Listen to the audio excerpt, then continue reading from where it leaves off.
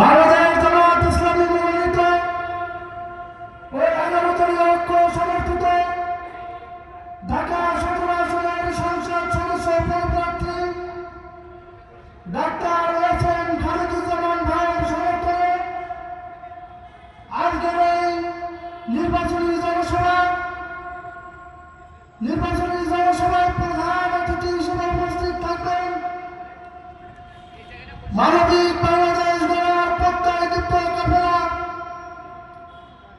বাংলাদেশ জামাত ইসলামীর সংগ্রামী আমিরে জামাত ডাক্তার শফিকুর রহমান।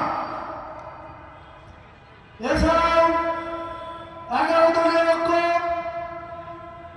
ও বাংলাদেশ জামাত ইসলামীর কেন্দ্রীয় ও মহানগরী নেতৃবৃন্দ উপস্থিত থাকবেন। আজকের এই নির্বাচনী জনসভায় সকলকে দলে দলে যোগদান করার জন্য আহ্বান করছি।